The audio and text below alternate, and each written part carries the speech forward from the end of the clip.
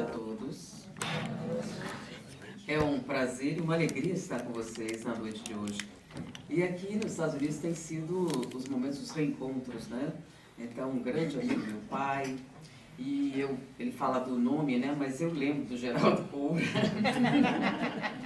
Meu pai contava. E eu também encontrei um colega de escola num outro centro em Miami, que foi meu colega na faculdade e me ajudou a roubar um cérebro no anatômico. Encontrei outro, foi meu vizinho. Eu morava no número 2, ele no número 1. Anos, né? Na mesma rua. Então, isso é muito interessante, eu não posso esconder nada, porque todo mundo já está sabendo da minha vida. É uma coisa, assim, bastante significativa. E, lembrando do meu pai recentemente, né, uma das coisas que nós não comentamos normalmente, aliás, nunca comentamos, a gente vê que nossa família não pratica o nepotismo, né? Porque uma das coisas que ele contou, meu pai trabalhou no Lar Fabiano, ele era orador, mas uma coisa que as pessoas não sabem é que meu pai é o primeiro filho do Divaldo. Ele foi criado pelo Divaldo a partir dos 12 anos e Divaldo capturou ele na praia em Salvador. Onde ele era um desses capitães de areia que a gente conhece. E quando a gente fala que ele é o fundador da mansão, o pessoal achava que era frequentador. Não, ele foi o primeiro filho. Inclusive aquela fotografia que vocês veem foi ele que bateu. Então, meu pai foi o primeiro, o Divaldo tinha 22 anos quando pegou ele. E é um longo caminho a percorrer, né? E estamos aqui. E por isso que toda vez que ele perguntou, você já teve alguma mensagem? Ele não conseguiu. Toda vez que chega perto do Divaldo para dar comunicação, ele fica muito emocionado e não consegue. E nem o Divaldo. Então, indiretamente. Aí o Divaldo chegou assim, olha, acho que vai ter que ser por outro médico. Então, é uma grande alegria esses reencontros todos. Têm sido bastante significativos nesse roteiro. E aí eu gostaria, eles tinham marcado um tema. E aí, aproveitando essa oportunidade, a gente fazer uma coisa mais nova. Porque quando era a lista, essa lista era muito antiga, era dos CDs. E a gente tem alguns materiais novos. É muito comum, quando as pessoas perguntam, qual o tema? Minhas palestras nunca têm tema. Eu nunca dei nome a nenhuma palestra. Todos os que vocês veem são as pessoas que postam na internet e botam o nome que elas quiserem. E como é que você faz as palestras? Você tem uma palestra sobre a caridade? Não funciona bem assim. Normalmente, a gente tem um grande interesse por ciência. Aí a gente pensou, por que você fala desse tema? Como o Geraldo explicou corretamente, na nossa casa eram 3 oradores espíritas. Meu pai, Geraldo Guimarães, minha mãe, Ana Guimarães, e eu. Como meu pai era o mais velho, ele escolhia o tema primeiro. Ele gostava de falar de filosofia, ele escolhia os temas. Normalmente falava de livros espíritos, ele escolhia. A minha mãe, em segundo lugar, ela gostava de falar do evangelho, então ela escolhia os temas. Eu ficava com o que sobrava. Então, como ele não falava dos médiums, eu ficava com esses, para não ficar repetindo o tema, né? E aí eu acabei ficando na área, a gente tem uma certa aptidão, um certo interesse, e a gente acabou se especializando. Mas como funciona exatamente? Normalmente, eu tomo conhecimento de uma pesquisa, e o pessoal já sabe, e me mandam muitas pesquisas que estão em andamento, muito material em vários países, então eles mandam para mim, olha, está saindo isso. E aí eu pego, e algumas pesquisas são notáveis. Nós estamos vivendo uma época extraordinária, e eu sempre acho que uma dessas pesquisas aclara ou especifica uma tese doutrinária, e por isso a gente pega. E eu nunca houve alguém que dissesse assim, não gostei, ou você falou alguma coisa errada, mas algumas críticas aconteceram e eram mais ou menos assim. Gosto muito que você fala, mas você não fala de espiritismo. E eu disse, nossa, como meus pais eram espíritas e eu me criei espírita, é muito incomum, né? Normalmente as pessoas chegam ao espiritismo, eu já nasci lá. E eu achava que eu falava o tempo todo só disso. E eu fiquei curiosa, disse, por que o senhor acha que não fala de espiritismo? É que você não cita Allan Kardec. Então, para evitar esse problema, Allan Kardec, salve. Só para confirmar, eu realmente sou espírita, mesmo que a gente não cite diretamente Allan Kardec. Até porque eu acho que é o papel do centro espírita. Vocês estão no centro espírita, chega, o que é isso aqui? Aí a pessoa explica quem é Allan Kardec, o que significa, o nome. É um trabalho da instituição. Vocês pagam uma passagem, a pessoa vem de longe para falar a mesma coisa que as pessoas falam normalmente, o estudo sistematizado, as explicações. A gente acha interessante trazer coisas novas informações, para fundamentar a tese espírita. E eu gostaria de falar hoje sobre o assunto que a gente tem desenvolvido, que eu acho, aliás, eu achei, toda vez que eu pego uma pesquisa nova, essa é maravilhosa, essa é uma das melhores. Aí vem uma outra, mas essa é mais bacana ainda.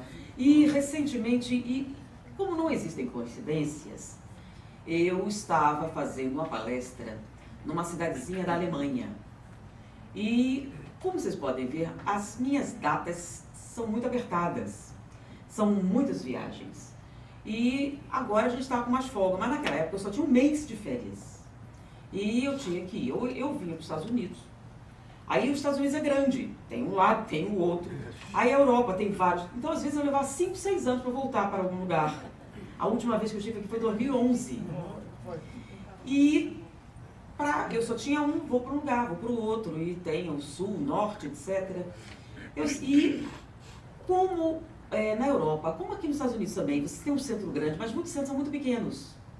E eles se dividem, então você tem que ter um tempo largo para atender determinados locais. Então, é curto. A primeira viagem que eu fiz nos Estados Unidos, eu fiquei 30 dias, fiz 29 palestras. Eu só não falei no dia que eu fui embora. Em cidades diferentes. Então, eu disse assim, você passeia muito com isso, cada aeroporto lindo. São modernos, são... Mas não é muito diferente do Brasil também. Eu me lembro que um dia eu ia a Recife, era o 7º ano. Eu disse, gente, agora já é vergonhoso. Faz 7 anos que eu venho a Recife, não conheço a Praia da Boa Viagem. Aí à noite, depois da palestra, ela volta aqui, ó, é a praia, é essa aqui. E a gente conheceu. Então, nós estávamos na Alemanha e era o único dia livre que tinha, porque normalmente fala de manhã e de tarde. Você gostaria de fazer um passeio? Aí disse, olha, eu gostaria. Onde você gostaria de ir? Eu posso escolher, eu queria ir no museu, o Museu de História Natural de Berlim. Desculpe, o Museu de Ciências de Berlim. Que pena. Eu disse, por quê? É muito difícil? Não, é porque todo brasileiro que vem aqui só quer ver os campos de concentração, aí eu já marquei um campo de concentração. Não tem problema não, mas... Porque ela achou, todo mundo vai lá para ver o campo de concentração, né? Se o museu é muito bacana, mas tudo bem. Então vamos, você já marcou, vamos visitar o campo de concentração. E ela escolheu um campo próximo à cidade onde iríamos fazer a palestra. Uma cidadezinha muito pitoresca, muito agradável, chamada Dachau. Mas ela entrou para a história não pela sua culinária, que é muito interessante, mas porque fora da cidade, logo na entrada, havia um campo de concentração. O campo de concentração de Dachau não era o maior, não era o que tinha maior número de pessoas, não era o que houve mais mortandade, nada disso. Mas ele entrou para a história assim mesmo sendo relativamente pequeno, porque lá foi onde trabalhou Mengele. E ele entrou para a história como uma das criaturas mais cruéis que a humanidade já produziu.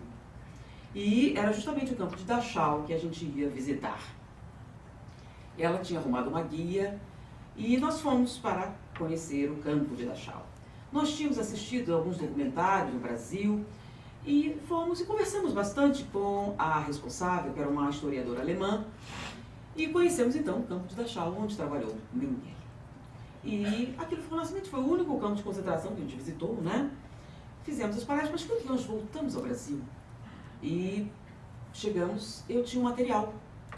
E quando eu fui ver o material, como dizer, não existem coincidências. Era um trabalho de um cientista radicado na Inglaterra, mas de origem judaica. Na verdade, ele nasceu na Inglaterra, mas seus avós escaparam do campo de concentração de Dachau. E o nome dele era Simon Cowell. E ele havia realizado um trabalho, um trabalho muito significativo, porque ele conseguiu reunir mais de 300 pesquisadores num projeto que envolveu 60 instituições de pesquisa, o que não é uma coisa fácil, mas ele conseguiu. E o objetivo da sua pesquisa era entender de onde vem o mal. de onde nasce a crueldade humana, porque algumas pessoas são de determinada maneira, mas principalmente o fruto desse trabalho deu origem a um livro chamado A Ciência do Mal. Ele queria saber de onde o mal provém. E de onde veio esse interesse? E esse interesse o acompanha desde a infância. Porque ele cresceu como seus avós estiveram em Dachau, eles sabiam exatamente quem foi Mengele. Perderam inúmeros amigos nas mãos dele, conheciam a história e eles criaram um grupo de apoio para refugiados que escaparam dos campos na Inglaterra.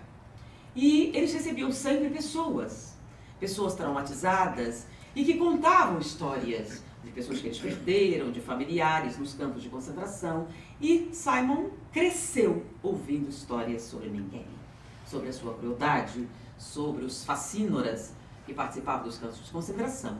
E ele tinha uma grande crueldade de conhecer como se parecia um monstro.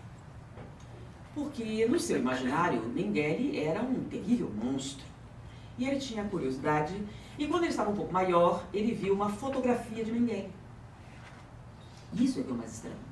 Mengele era um homem muito bonito, muito agradável à vista, e era considerado um verdadeiro gentleman. E ele não foi pego após a guerra, ele escapou.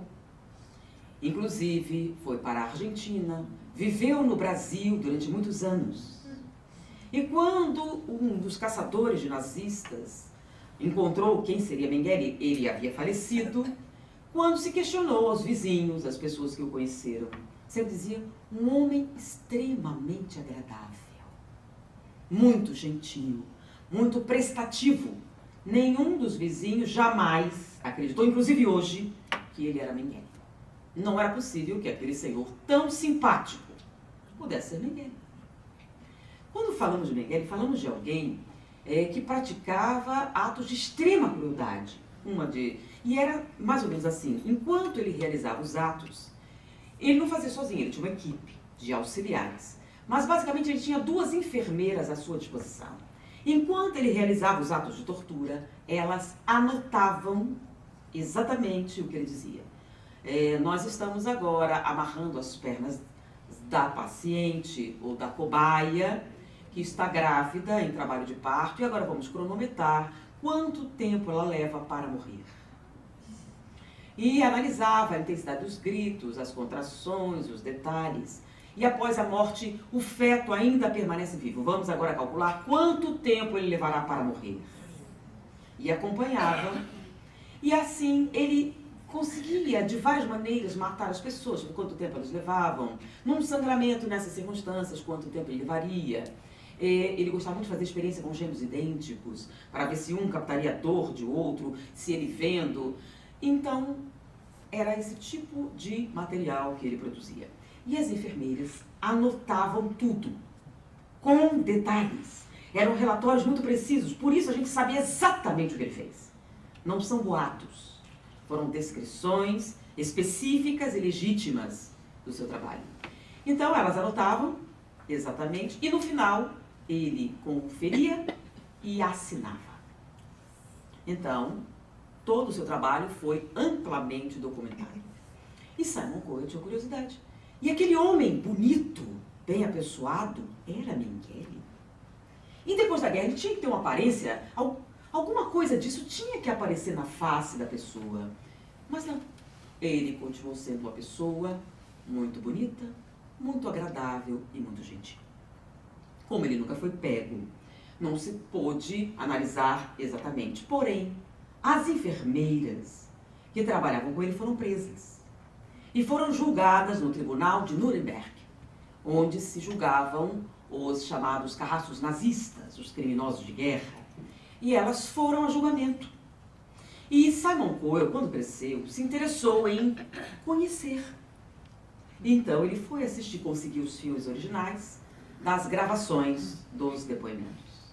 E teve uma nova surpresa quando conheceu as enfermeiras de Mengele. Elas eram senhoras, de aparência gentil. E o mais impressionante é que nenhum deles, nem Mengele, nem as enfermeiras, e nenhuma das pessoas que participaram dessas atividades tinha antecedentes criminais ou histórico de violência, ou qualquer tipo de ato que pudesse caracterizar um psicopata. Porque pessoas capazes de atos de tão extrema crueldade, eles com certeza devem ser pessoas com anomalias mentais, cerebrais, comportamentais. E nós sabemos que existem a figura dos psicopatas, que desde a infância trazem características de extrema crueldade, que matam animais, que fazem... Mas não Mengele, nem as enfermeiras. Mengele sempre foi considerado um homem extremamente gentil. E mesmo entre os nazistas, que eram pessoas arrogantes, ele não tinha essa pecha, ele sempre foi alguém extremamente gentil. E o mais incrível, uma das enfermeiras, antes da guerra, ela era cuidadora de idosos, o que não é um trabalho fácil. Idosos são considerados pacientes difíceis. E ela era cuidadora de idosos. Mas não era somente uma cuidadora de idosos. Ela era uma cuidadora de idosos tão extremamente focada em sua profissão, que tinha um carinho especial pelos pacientes, que os parentes dos seus pacientes se reuniram para lhe dar um prêmio de excelência. Ela tinha uma placa que recebeu dos parentes dos seus pacientes pela sua extrema amorosidade com pacientes difíceis. E se tornou enfermeira de Mengele. Como isso é possível? Pessoas que fazem isso têm que ter antecedentes. E a outra? Também não. Uma enfermeira perfeitamente normal, sem antecedentes, sem histórico de violência. Na verdade, também um excelente profissional. E Simon Cowell ficou muito surpreso, porque no seu imaginário ele imaginava os monstros. Mas os monstros não se pareciam com monstros. E ele acreditava que a crueldade tinha algum tipo de característica que você pudesse olhar e ver. Esta pessoa é muito má. Isso não aconteceu.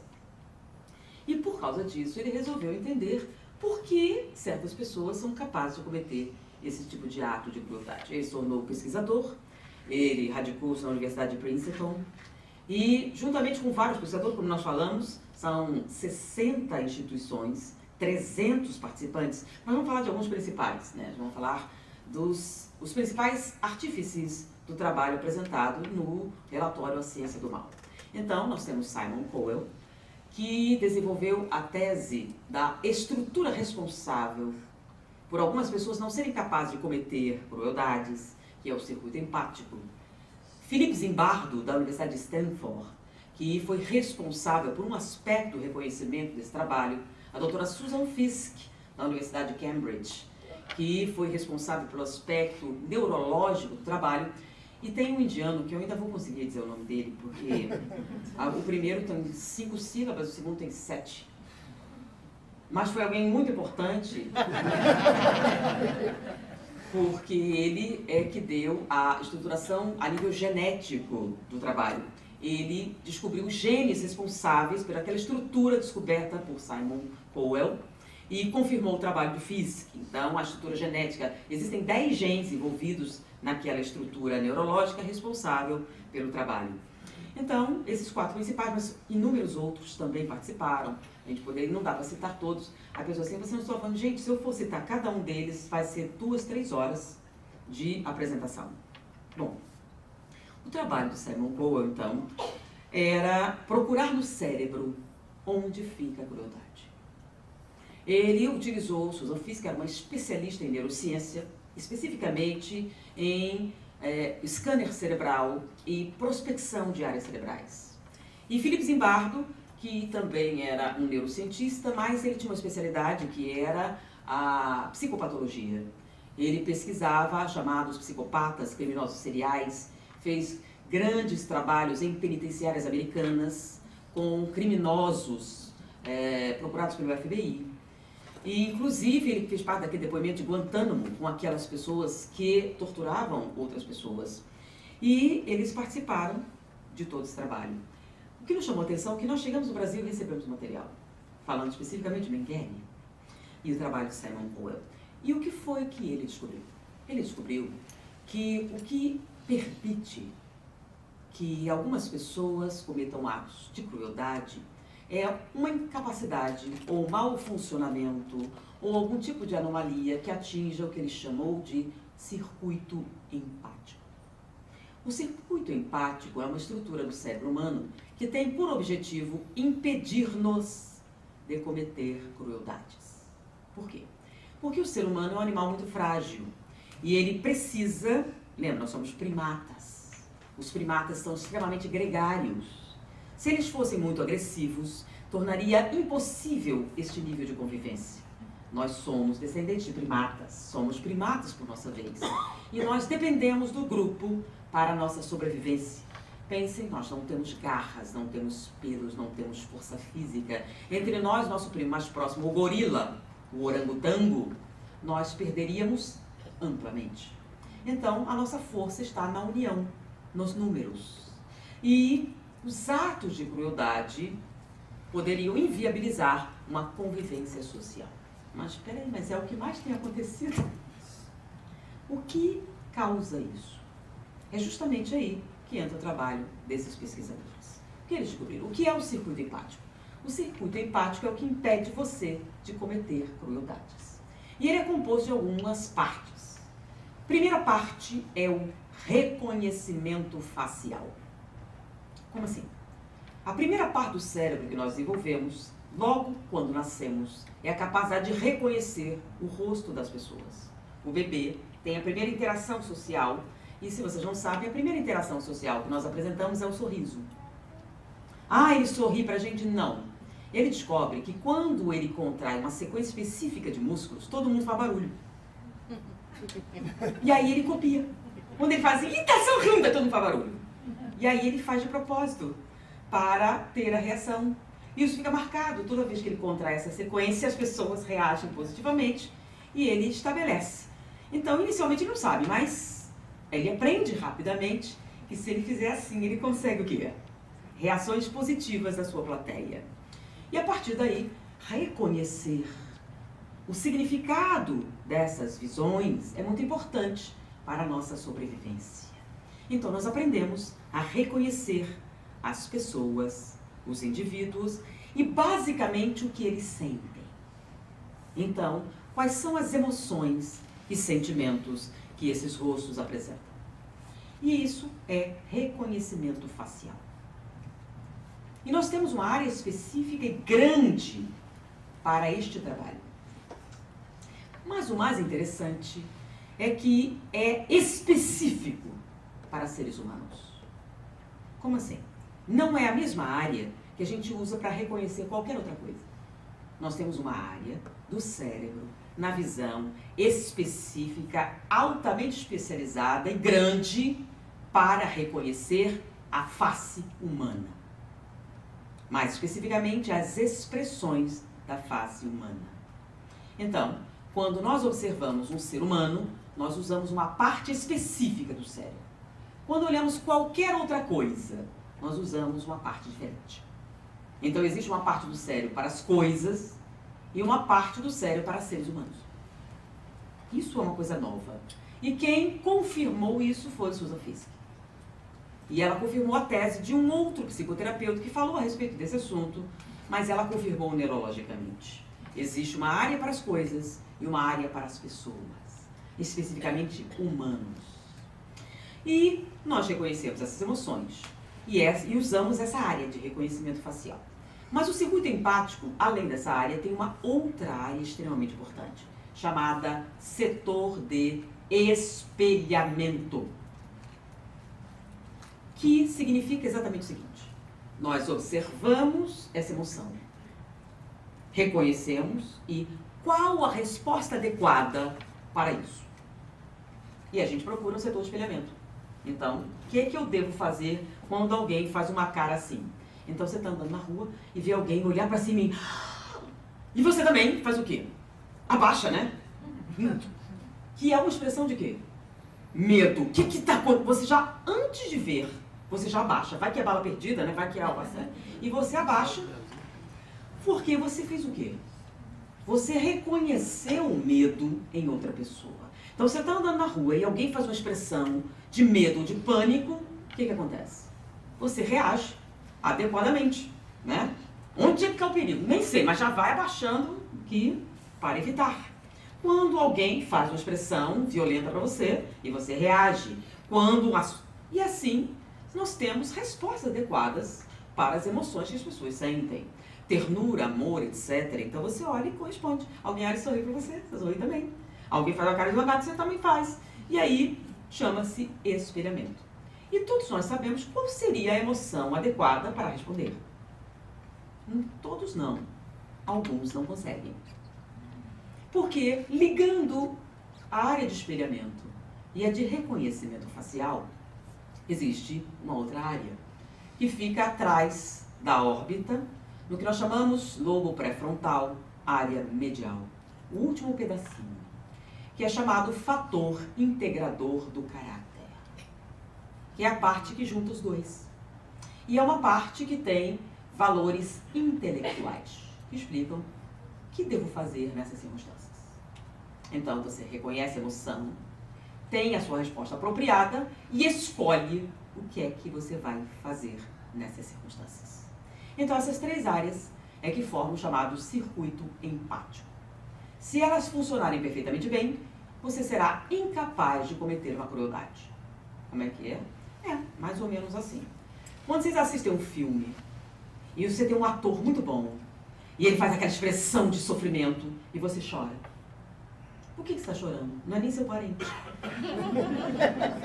Não aconteceu com você. Está chorando por quê? Porque você se identifica. E qual é a emoção apropriada? Você responde. Quanto mais perfeita for essa expressão, maior o espelhamento você vai fazer, maior o sofrimento. Né? Podia ter matado aquele vilão, ou aquele monstro. E aí você chora. E às vezes no Brasil tem até quando aquelas novelas, aqueles vilões, é perigoso sair na rua que ele apanha. Você matou fulana! Você perseguiu cicrana. A escravizaura quando passou, nossa. É. O Leôncio. Ele não podia andar na rua, porque senão pegavam ele, né? O Leôncio. Então, porque você sabe, é uma história. E mais outra situação, né? Vamos ver se não é. Você está assistindo um filme, nesse filme, o personagem toma uma ajoelhada nos testículos. E a pessoa... Peraí, foi o seu? Mas a pessoa se encolhe. Tem um sem até a dor. Fecha só, meu Deus, que coisa horrível, que dor. Doeu em mim. Peraí, mas doeu em você como? Está no filme. Mas eu sinto a dor. Por que você sente uma dor? Porque você espelhou as emoções que você está vendo. Você reconheceu, se fosse eu, como é que seria? E fez. E é isso que impede você de fazer isso com outras pessoas. Quando você está brincando, você é criança, e ele cai no chão e chora, e você fala... né? Chorou, parou tudo. Caiu no chão. É um limite, né? Vocês estão brincando, mas sai o sangue. E aí você para. E a cara da pessoa parou tudo. E fica aquela cara, nossa, o que vai acontecer agora? São os limites. Ou eram os limites. Porque vocês têm ouvido falar muito de bullying, não é? De crianças perigosas atacando outras crianças. Aliás, pessoal, isso é muito comum. Agora, vamos lá, o pessoal mais velho, né? Era comum? Vocês conheciam muito isso? Eu nunca vi. Não. Até tinha, por exemplo, uma pessoa muito diferente, mas todo mundo... Não, porque no Rio de Janeiro, por exemplo, recentemente, uma menina foi atacada por outras meninas. Ela tinha 12 anos e outras meninas de 12, 13 anos a atacaram. Ah, foi na favela? Não, foi num bairro de classe média alta, Laranjeiras, numa escola particular. E ela foi tocada por quê? Era de raça diferente, cor diferente, opção sexual? Não, ela era bonitinha demais. Bonitinha demais. E resolveram atacá-la, cortaram o cabelo, machucaram. Por quê? Porque era bonitinha demais. Mas tem acontecido. Aliás, parece que hoje em dia é normal. Mas vamos pensar, vocês, na escola, era normal? Pelo contrário, tinha medo da professora, da diretora, essas coisas assim, né? Gangues de criança atacando outras crianças. Não estou falando de criança, você pensa gangue, 18, 17, não, 13, 11, 9. Não é comum, né? mas está se tornando bem comum. Há um tempo atrás, um Gol 0 km, um carro novinho, saiu de um condomínio na Barra da Tijuca e tinham 5 rapazes, 2 menores de idade. Eles pararam num ponto de ônibus e atacaram brutalmente uma empregada doméstica. Agrediram e fugiram. Uma testemunha os perseguiu, eles foram presos. Levado ao depoimento, um dos menores, 16 anos, disse ao delegado: foi mal, seu delegado, foi um equívoco. A gente achou que era uma prostituta. Foi mal, a gente não queria de jeito nenhum bater na empregada doméstica. Foi mal, a gente achou que era uma prostituta. E foi essa a explicação que ele deu. Foi um equívoco. Foi mal. Foi um erro só, sabe? A gente jamais gostaria de bater numa empregada doméstica. Inclusive, eu gosto de empregada doméstica. Não bateria numa. A gente achou que era uma prostituta. Ok, isso foi estranho. Não é uma desculpa válida, mas o que chamou a atenção da mídia foi que o pai dele foi chamado a depoimento, porque ele era menor. E o pai chegou, se inteirou do acontecimento, chegou, seu delegado, foi um equívoco, eles acharam que era uma prostituta. E isso explica tudo. A fala foi mal, seu delegado, eles cometeram um pequeno erro. Eles acharam que era uma prostituta. Quer dizer, se fosse, não tinha problema, certo? É isso que significa? Mas, vamos lá, eles não tinham antecedentes criminais. Eles não tinham histórico de violência. Eles não tinham nenhuma das características de um psicopata. Nada. Eram garotos perfeitamente normais. Mas em Brasília, há alguns anos atrás, 2 garotos de classe média alta também, num carro muito caro, pararam num posto de gasolina, encheram um galão, pararam num parque e atearam fogo num homem que estava dormindo num banco. Eles foram pegos e disseram: foi mal, seu delegado. A gente pensou que era um mendigo. A gente não queria de maneira nenhuma matar um índio. Se a gente soubesse que era índio, a gente não tinha feito isso. Afinal, os índios estão em extinção. Foi mal, seu delegado. A gente pensou que era um mendigo. E isso explica tudo, certo? Eles não tinham antecedentes criminais. Não tinham histórico de violência. Não tinham nada que manchasse a sua reputação. Mas como é possível que crianças normais, perfeitamente normais, matem um homem queimado? Como? Não pode ser. A sociedade ficou um pouco perplexa. Então, quer dizer, qualquer um pode fazer isso? Porque a gente achava assim, só doentes fazem isso. Gente normal não faz. Então, nós somos protegidos. Enquanto estiver com gente normal. E o psicopata, a gente vai ver, né?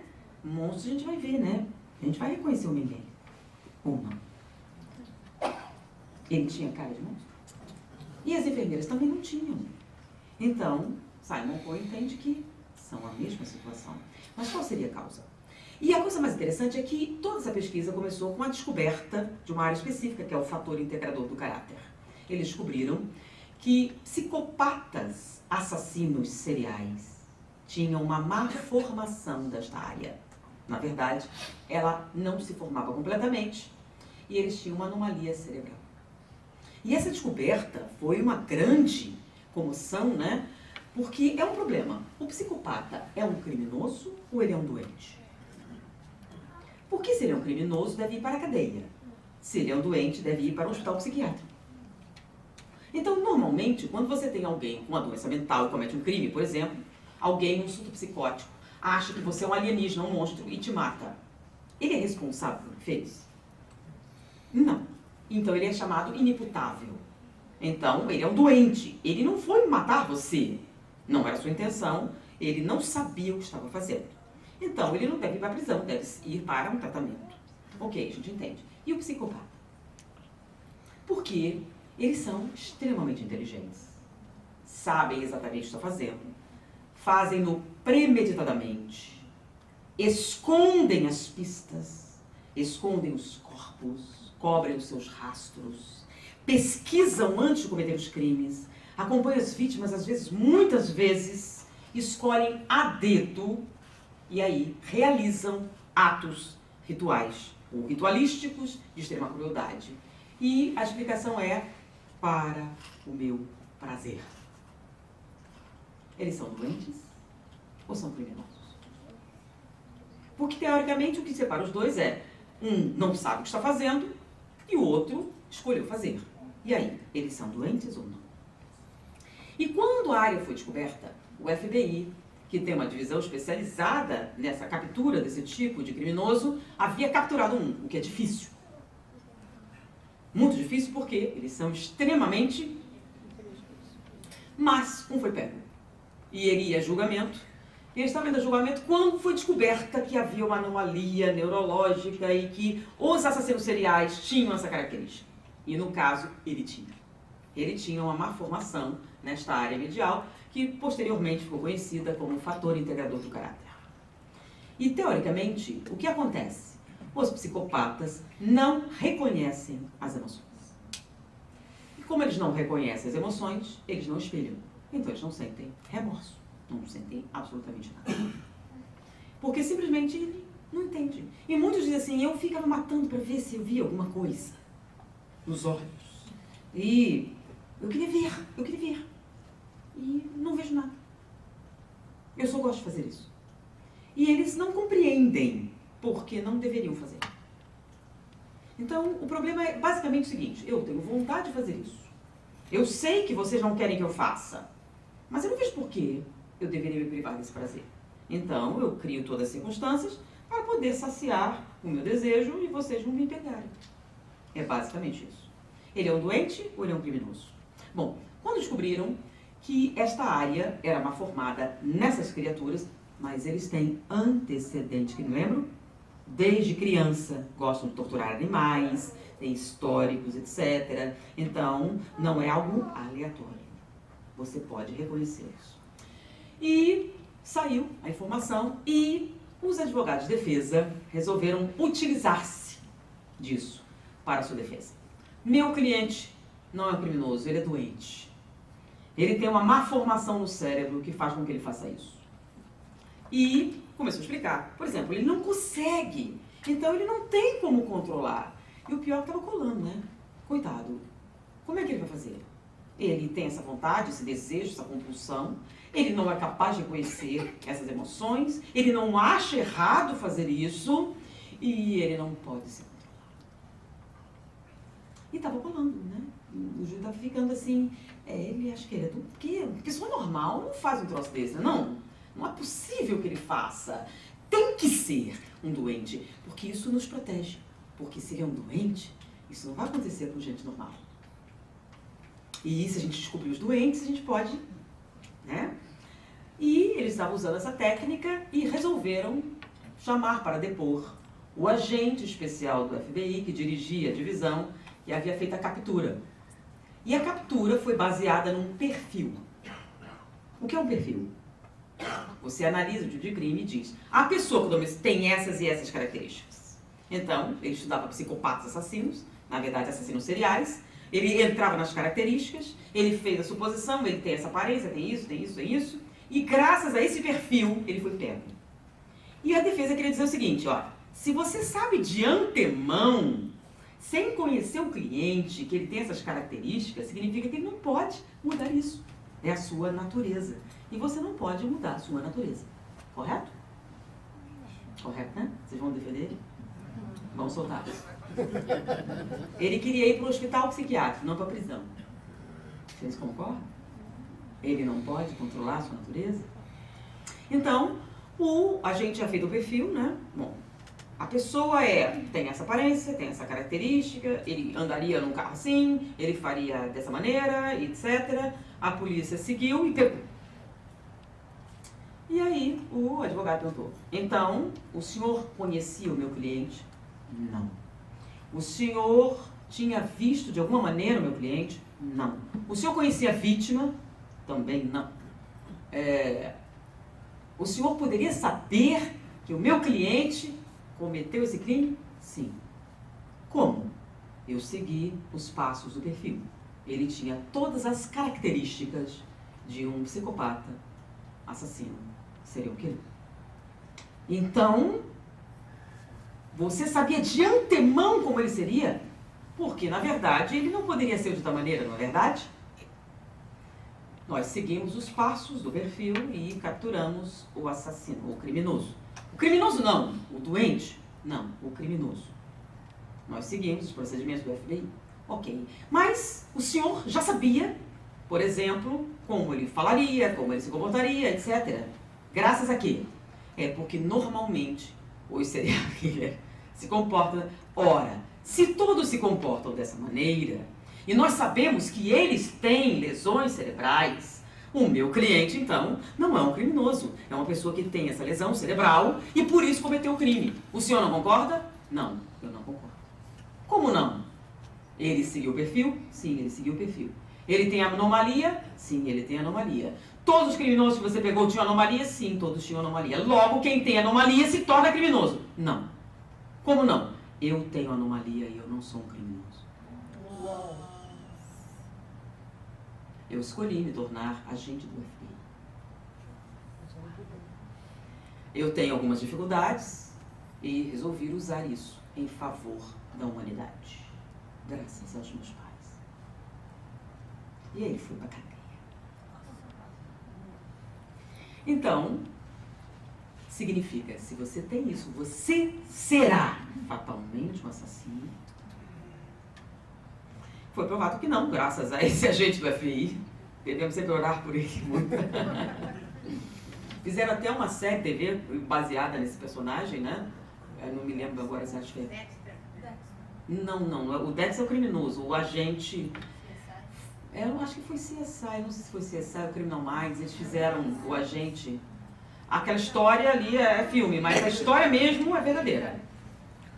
E eles foram... Porque ele compreendiamente o assassino. Porque ele tinha características semelhantes. Ele tinha dificuldade de relacionamento, algumas características desse sentido. Agora, o que fez com que ele escolhesse ser diferente? Uma coisa chamada valores morais. Então, o fator integrador do caráter impediria você de reconhecer as emoções, mas não de saber o que é certo e errado. Tanto você sabe que faz escondido. Então, conhecer o certo e errado é uma característica de natureza intelectual. Você escolhe o que prefere fazer, independente de entender ou não o significado disso para outras pessoas. Porque todos nós, criminosos ou não, sabemos o que é um verdadeiro herói. O que é um verdadeiro herói? Ele é diferente de outras pessoas? O que é um verdadeiro herói? Você não chama qualquer pessoa de herói, certo? O herói tem uma característica especial. O que é um verdadeiro herói? Que seria exatamente o oposto de um assassino, né? Um verdadeiro herói não é só aquele que ajuda, não é só aquele que salva, não é só aquele... Não, é aquele que arrisca sua vida ou segurança pelo bem-estar de outra pessoa.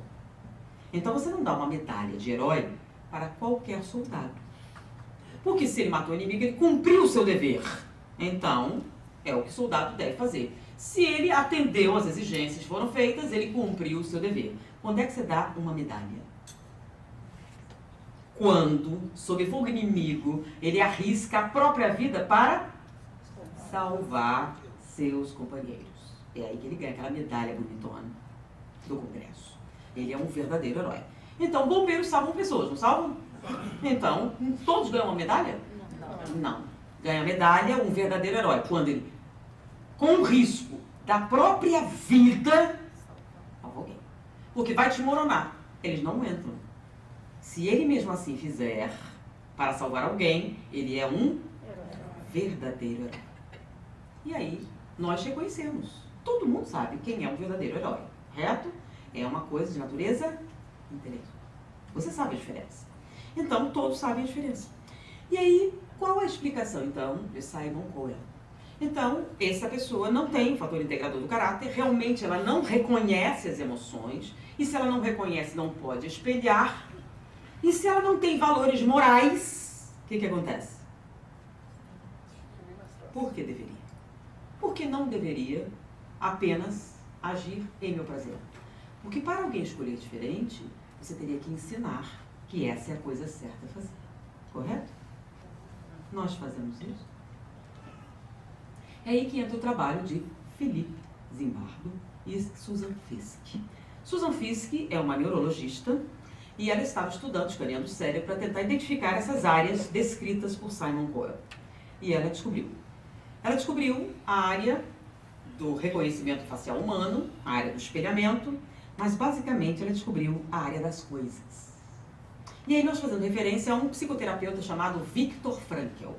Viktor Frankl também é um sobrevivente dos campos de concentração, no caso, Auschwitz. Ele perdeu toda a sua família em Auschwitz e migrou para os Estados Unidos e se tornou professor em Yale. Um grande professor. E lá ele teve um choque cultural, porque ele esteve em Auschwitz e ele viu uma coisa que ele achou muito estranho comparando com Yale. Lá as pessoas eram despersonalizadas. Tiravam tudo delas, as roupas, o nome, o direito, a dignidade, tudo. E era impressionante a gana para viver que eles tinham. Como eles eram capazes de sobreviver a opressões sobre-humanas. E o motivo era, eu preciso achar minha família, eu preciso contar, eu preciso... E eles sobreviviam. O que é que impressionou tanto? Ele estava em Yale, que é uma das universidades de maior prestígio, onde pessoas muito ricas, pessoas com níveis socioculturais altíssimos, e o número de suicídios entre jovens, cheios de futuro, de possibilidade, de dinheiro, beleza, juventude, e se matavam. Ele não conseguia compreender como é que esses jovens, com toda a sua vida pela frente, se matam. E aquelas criaturas patéticas lutavam com todas as forças para sobreviver. Era algo incompreensível. E ele resolveu estudar esse fenômeno. E após muitos anos de estudo, ele chegou à conclusão que o que é essencial para o ser humano sobreviver é um sentido para a vida. Se você perde o sentido da sua vida, mesmo que todo o prazer lhe seja oferecido, você se mata, porque você não encontra motivos para viver. E ele deu origem a uma escola psicoterápica chamada logoterapia, ou terapia do sentido. Então, se você não tem um motivo válido para viver, eu posso lhe oferecer o que você quiser. Que você sente um vazio tão grande que acaba incapacitando você de viver sem prazer. Mas, se você tiver um motivo válido, significativo para a sua vida, eles podem tentar tudo, tirar tudo de você. Que você vai sobreviver, porque você tem um motivo para isso. Então, ele chegou à conclusão que a ausência de sentido é que causa a morte. E aí, ele, analisando isso, desenvolveu uma nomenclatura específica, que muitos passaram a usar, mas foi ele que criou. Uma das características iniciais da perda de sentido é a coisificação. E a palavra é coisificação. O que seria a coisificação? Quando você começa a perder o sentido, você passa a buscar intensamente sensações. E você não pode estabelecer vínculos afetivos. Você está incapacitado. E aí, para poder usar as pessoas, você precisa coisificá-las. Então, você tem um aumento da quantidade de relacionamentos sexuais em detrimento da qualidade.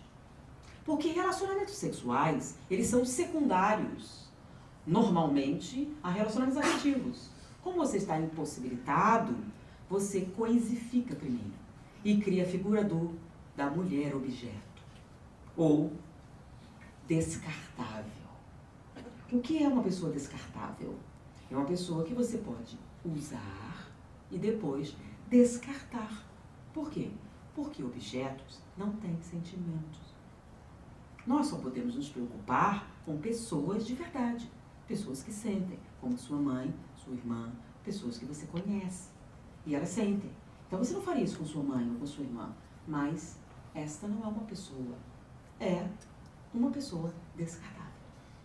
Então ele descreveu esse fenômeno como coisificação. Mas era uma nomenclatura de natureza psicoterápica, né? É uma abstração que ele usou para explicar um determinado comportamento social. Ok. Susan Fiske demonstrou neurologicamente o fenômeno da coisificação. A coisificação não é uma coisa psicológica, é uma coisa física. Como funciona? Vocês estão vendo esse pedaço de papel na minha mão?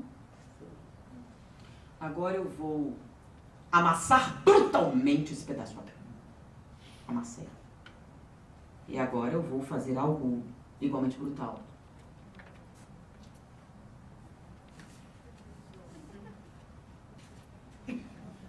Eu não só amassei brutalmente o pedaço de papel, como eu pisei nele. E vocês sentiram alguma coisa? Não. Por que não? Só um pedaço de papel, né? Devia sentir alguma coisa? Não é pegadinha, não senti nada. É uma coisa. É uma coisa, você sente o quê? E fica até estranho. Como você amassou brutalmente um pedaço de papel? Você não usa esse tipo de adjetivação num negócio assim, você amassou o papel. Como amassou o papel? Não tem amassar brutalmente, amassou. Brutalmente tem a ver com outra coisa. Então, eu fiz isso com o papel. E vocês sentiram o quê? Nada. Ué, mas isso é perfeitamente normal, claro. Porque quando vocês veem isso, vocês estão usando a área cerebral responsável pelas coisas. Mas se fosse um gatinho fofo? Ah, mas eu não entendi muito bem. Então eu vou falar um experimento sociológico realizado no Brasil, em Nova York, em São Francisco e em várias cidades. Eles pegaram uma criança bem bonitinha, e inicialmente deixaram num viaduto em São Paulo. Levou 4 minutos para parar o carro. O que é que você está fazendo aqui? Foram para vários locais diferentes. Não mais que 5 minutos pararam alguém. Vem cá, o que você está fazendo aqui, menino? Você está sozinho? O que está acontecendo? E isso aconteceu em todas as cidades.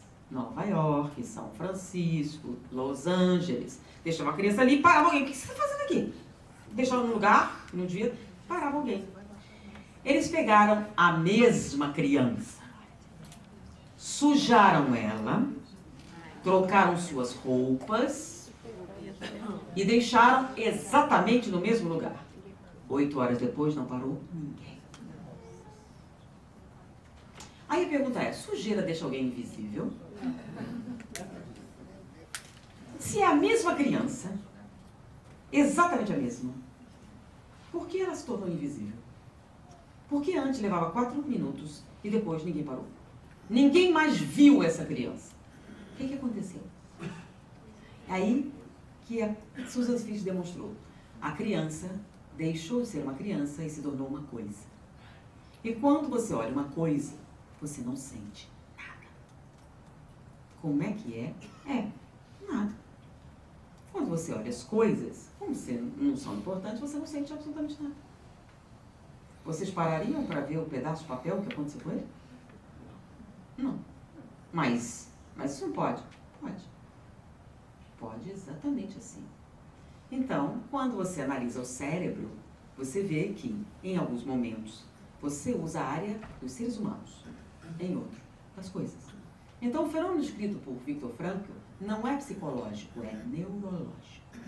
Quando você decide que não é uma pessoa, você deixa de vê-la como pessoa. E você passa a enxergá-la como coisa. E se é coisa, não tem o quê? Espelhamento. Não tem reconhecimento, não tem fator integrador do caráter, não há nenhum limite para o tipo de crueldade que você pode cometer com elas. Vamos traduzir. Foi mal, seu delegado. Pensei que era um mendigo, porque mendigo não é gente.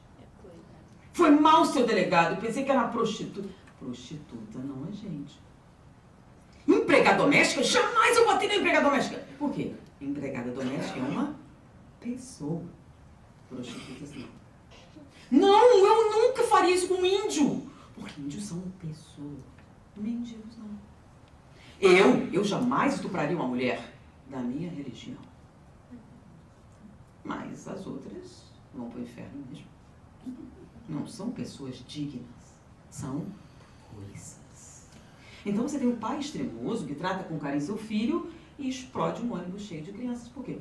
Não são pessoas, são coisas. E qual o problema de você destruir coisa? E se eu rasgasse o papel? Não teria nenhum problema. Você sentir o quê?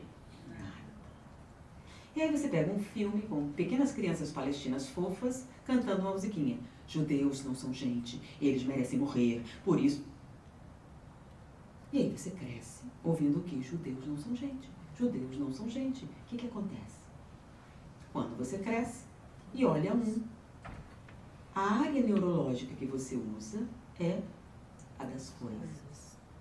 E você pode fazer isso com raças, credos, opções sexuais. Não importa. Basta que alguém tenha explicado que eles não são gente. Você acreditou e o seu fator integrador do caráter deixou de funcionar. E eles passam aí para a área das coisas. E você pode fazer o que quiser. Como, por exemplo, aquelas enfermeiras. Porque elas estavam expostas à propaganda nazista que dizia: judeus não são gente. Se não são gente, a gente pode fazer experimentos com eles para o bem-estar da humanidade. Eles são exatamente como coelhos, como cobaias. Porque não são gente. Ah, mas isso não pode acontecer comigo. Não é? Jamais aconteceria. Aí entra o trabalho de Philippe Zimbardo. Philippe Zimbardo especializou-se nesse reconhecimento facial. E ele fez uma descoberta extraordinária com o auxílio de seus ofícios, que foi que, para que você tenha o seu circuito empático ativo, você precisa reconhecer, no mínimo, 412 emoções diferentes, nos 2 sexos, em pelo menos 3 raças diferentes da sua. Se você não for capaz de fazer isso, você pode perfeitamente bem arrumar a posição como assistente do Mengele.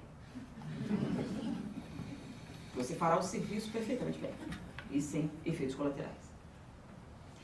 E ele fez o desenvolvimento, apresentou o trabalho e agora tinha que provar. E ele provou brilhantemente, por isso que tudo foi publicado. Na verdade, ele fechou tudo e vale a pena assistir a conferência dele, porque é extraordinário. Porque ele nasceu no Bronx e todos os seus amigos morreram em guerras de gangue. E ele, como Simon Cowell, tinha o maior interesse em entender de onde vinha isso. E ele fez o seguinte experimento. Ele pegou uma menina loura de classe alta em Los Angeles e ele havia criado um programa de reconhecimento facial. Ele fez bonecos, sabe aqueles bonecos?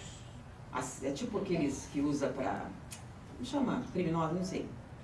Era um boneco que você não veria nenhuma característica especial neles, né? Só o boneco com as expressões, os olhos, certo? E esses bonecos fariam expressões diferentes. Você é raiva, é medo, é isso, é aquilo. E você é capaz de reconhecer nos bonequinhos as emoções. E aí ele submeteu a menina aos testes para ver se ela era capaz de reconhecer as 412 emoções.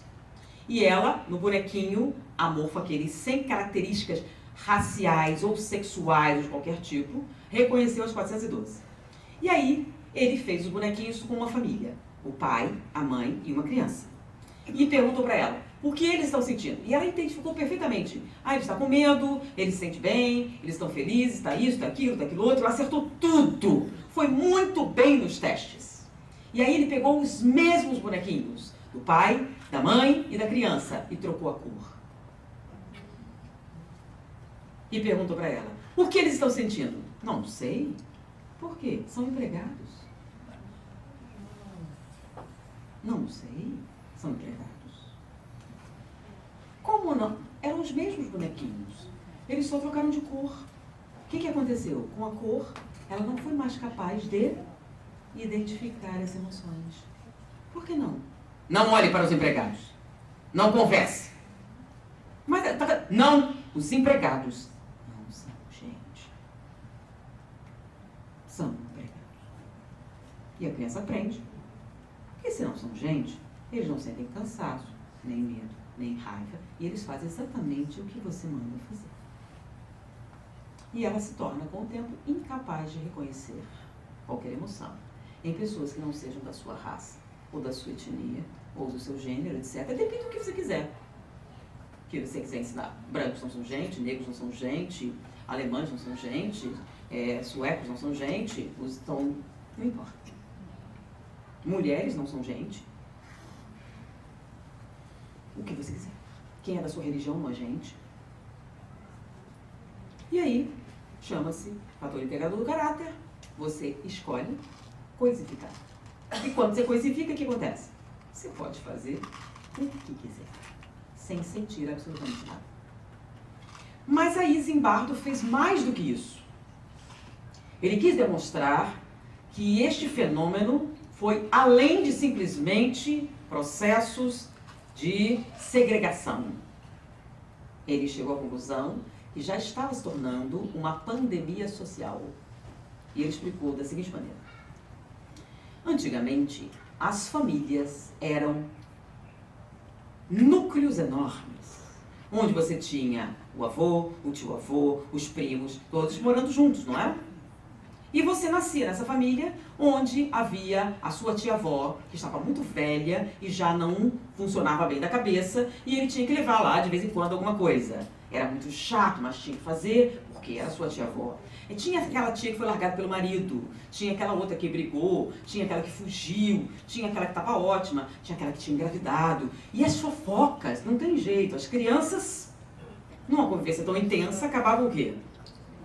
Sabendo de tudo que estava acontecendo. E elas eram expostas desde cedo ao quê? Uma infinidade de emoções diferentes. E elas conviviam com idosos de todos os tipos. E aí elas aprendiam que idosos, às vezes, não ficavam direito, às vezes comportavam estranhamente, às vezes tinham artrite, às vezes tinham dor, tinham um monte de coisa. E eles cresceram convivendo com essas pessoas, correto? Sabendo o que elas sentem, sabendo como elas são. Aí eles crescem e se tiver um idoso na frente, eles esperam. Mas hoje, nossas famílias são monoparentais. E sendo que você encontra seu pai a cada 15 dias. E você mora em casas fechadas e todos seus amigos são virtuais no Facebook. Com quantas pessoas você convive? E o que acontece é que se você nunca viu um idoso, porque ele está atrapalhando, você bota no asilo bem longe. Porque você não quer que seu bebê seja exposto ao mau humor, à irritação, ao sofrimento, à dor. Pacientes que são segregados, antes de morrer em casa, ela ficou grávida, some. E ele vive num mundo extremamente restrito, onde ele vê apenas a mãe e todos seus amigos são fotografias, porque no Facebook não é filme, né? Então ele cresce sem ser capaz de reconhecer as 412 emoções essenciais para o funcionamento do seu circuito empático e impedi-lo de cometer crueldade. Por isso, se o idoso estiver atrapalhando, ele empurra. Sai da minha frente, velho. Se uma criança cair e está atrapalhando, ele chuta, por quê? Ué, qual o problema? Ele não é capaz de identificar ou espelhar o medo, a angústia, o vexame, a vergonha. Ele não sente absolutamente nada, porque nós estamos criando mini psicopatas. Pessoas incapazes de ter o seu sistema empático funcionando e, por isso, o bullying é algo perfeitamente natural. Afinal, eles não sentem absolutamente nada. Eles até sentem, mas não nos outros. Não reconhecem nos outros as emoções. Eles são incapazes de funcionar no circuito empático. Por isso, qualquer um deles pode trabalhar para Miguel. Agora, aos 8 anos, aos 10, aos 11, aos 12. E quando se tornarem adultos, serão o quê? Grandes executivos de uma multinacional para destruir o ecossistema. Por quê? Porque dá um lucro extraordinário. E qual a responsabilidade? Bom, e agora? Zimbardo foi mais além, por isso ele é um homem fantástico. Ele quis demonstrar a sua tese fisicamente. Ele foi para um colégio em Los Angeles para demonstrar e criou um projeto chamado Projeto Herói Imaginário. Ele criou um programa de computador para treinamento. E o projeto dele envolvia alfabetização emocional. Não adianta alfabetizar na leitura, no inglês. Era necessário alfabetizar emocionalmente, já que os pais não estavam se responsabilizando por isso. Ele usou o programa de computador, pegou crianças de 8 anos num colégio de alta periculosidade, aqueles que têm metade na porta, um alto índice de violência, e submeteu essas crianças a um treinamento para reconhecimento facial. No momento em que elas atingiram a aptidão necessária para reconhecer as 412 emoções nos 2 sexos, em 3 raças, treinou exaustivamente, ele alfabetizou-as emocionalmente, ele começou o Projeto Herói Imaginário. O Projeto Herói Imaginário era assim, ele pegava filmes de verdadeiros heróis. Por exemplo, vocês sabem quem foi Albert Schweitzer? Ele era, na verdade, um grande pianista, especializado em órgão, basicamente Bach. E ele era famoso pelo seu virtuosismo. E um dia ele sumiu, foi para a África, na verdade, para o Congo, criar uma clínica e ser médico no meio do nada. Ninguém entendeu, mas ele foi. E ele ficou lá muitos anos, até que todo o dinheiro acabou, ele não conseguiu outros doadores, e ele precisava continuar a clínica, voltou para a Europa, se retirou um pouco, treinou, fez alguns concertos, juntou mais dinheiro e voltou para o Congo. Qualquer um faz isso? Não. Pois é, ele fez. Vocês já ouviram falar de Damião de Vester? Damião de Vester era um belga. Naquela época, os leprosos eram segregados nos chamados leprosários, onde não tinha nenhum convívio. Só que lá, eles jogavam ele no mar, tinha uma ilha próximo deles, pegavam um navio e jogavam perto. Se ele chegasse lá, sobrevivia. Ia viver em Molokai, que era o lugar onde se depositava os leprosos. E ninguém nunca voltou de Molokai. E ninguém quis ir para lá espontaneamente. Ele foi. Ele era perfeitamente saudável, pediu a alguém que levasse, não, eu só vou até aqui. Ele pulou na água e nadou até Molokai. E lá, ele foi para cuidar dos leprosos. E ficou a maior parte da sua vida. E escrevia cartas para que as pessoas mandassem mantimentos e coisas para Molokai. E dedicou sua vida a cuidar dos leprosos. Mas ninguém faria algo assim. Ele fez. Vocês ouviram falar de Mary Bettina McLeod? Aqui nos Estados Unidos. Olha que interessante, né? Mary Bettina McLeod, ela nasceu numa plantação de algodão na Virgínia e ela era neta de escravos. Sua mãe foi libertada, mas ela não sentiu grande diferença. Porque ela achou que até piorou um pouco. Porque antes, em 2 ocasiões, eles ganhavam coisa, agora não ganhavam mais, tinham que pagar. Ela continuou trabalhando na plantação, não mudou absolutamente nada. E a mãe teve que arrumar outro serviço para suprir aquilo que antes eles ganhavam. E ela começou a lavar roupa. E havia uma 7ª fazenda, onde ela tinha que entregar um fardo muito grande, e Mary teve que ajudá-la. E ela foi para lá. E enquanto a mãe negociava sobre a roupa e o serviço, ela ficou andando por ali. E entrou no local e viu uns objetos assim brilhantes, coloridos, chamativos. E aquilo atraiu tanto, e ela foi levando a mão, quando uma das meninas disse, tira a mão daí, sua negra. Isso não é coisa para você. Isso são livros, e você nem sabe ler. E ela saiu rapidamente. E no caminho com sua mãe, ela perguntou, mãe, o que são livros? Ah, filha, isso é coisa de branco. Mas o que são? Ah, são uns troços que contam histórias. Mas não é para você, é só para brancos. Mas aquilo ficou na sua mente. Ela adorava histórias.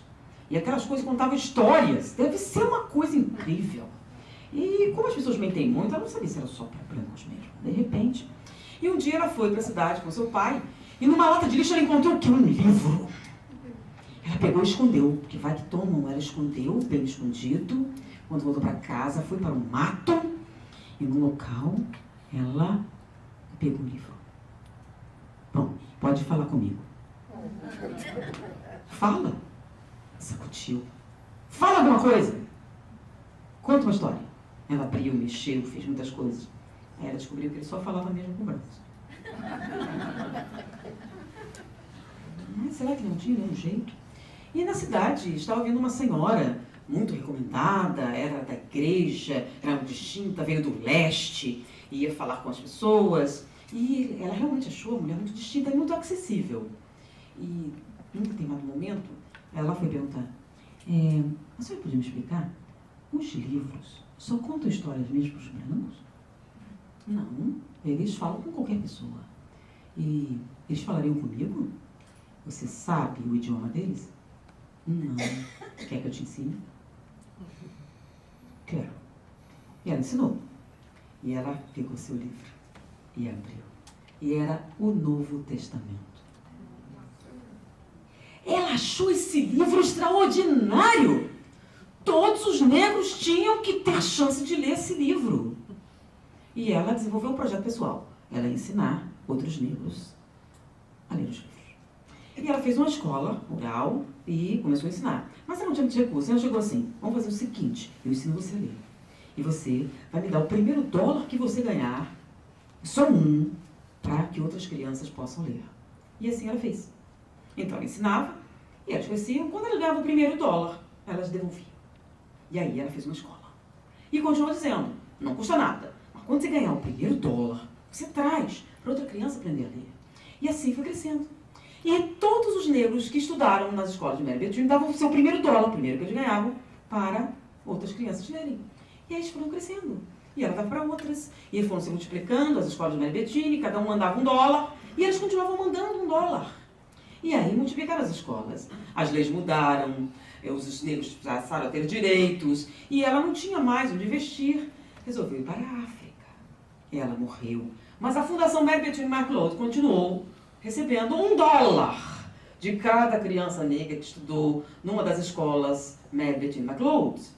E num recente avaliação do censo, descobriu-se que 70% dos negros africanos que atingiram o curso superior o fizeram graças à Fundação Mary Bethune McLeod. Uma negra insignificante. Um verdadeiro herói, né? E vocês conheciam? Mas devem ter visto nessa escola, mas eu nunca prestei atenção no nome. E o que Zimbardo fez? Começou a mostrar os verdadeiros heróis. Este salvou sob fogo, esse isso, esse aquilo, foi fogo. Depois, ele fez dramatizações, onde as crianças deveriam imitar os verdadeiros heróis. Porque, ao contrário do que vocês imaginam, elas não sabiam que era um verdadeiro herói. Porque as crianças hoje entendem que o herói é o Homem-Aranha, o Batman, o X-Men. E eles sabem também que eles não são de verdade. Porque heróis não existem. Então eles não têm motivo nenhum para serem diferentes. E Zimbardo fez esse trabalho, o projeto Herói Imaginário, expôs as crianças aos verdadeiros heróis, sistematicamente, depois deles terem sido alfabetizados emocionalmente, é claro, fez com que eles dramatizassem aquelas cenas dos soldados salvando os amigos sob fogo inimigo. Você agora é um soldado, seus amigos estão caídos, o que você vai fazer? Aí os outros eram os inimigos. E agora você é um bombeiro, você vai entrar. O Hortense está caindo, você vai entrar. E ele fazia isso com os garotos. E depois de terminar o projeto, ele fez o seguinte. Ele colocou um filme. Havia um garoto gordinho no corredor. 3 garotos maiores o estavam cercando. O que está acontecendo? Ele está com medo. E o que você faria? Eu seria o verdadeiro herói. E com esse projeto ele reduziu em 68% a violência num colégio em Los Angeles.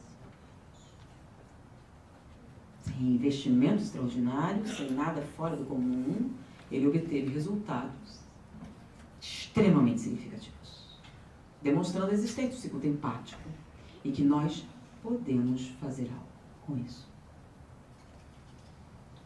Você seria um verdadeiro herói? Ou não são gente? Não são gente. Não são da minha religião. Não são da minha cor. Não são da minha opção sexual. Não são do meu interesse. Não são produtivos. Não são significativos. Logo, não me interessam em nada. E nessas circunstâncias, você pode perfeitamente trabalhar para ninguém. O que fazer para alcançar a felicidade e resistir ao mal? Um sábio da antiguidade falou disse: conhece-te a ti mesmo. Tem certeza que você jamais faria isso? Eu acho que é espiritismo que nós falamos hoje. Pode ser que você não concorde. Mas tome conhecimento dos verdadeiros heróis e do que eles realmente significam. E ensine para os seus filhos. Além de alfabetizá-los corretamente em inglês, que é uma coisa maravilhosa, alfabetize-nos também emocionalmente. Foi um prazer estar com vocês. Muita paz.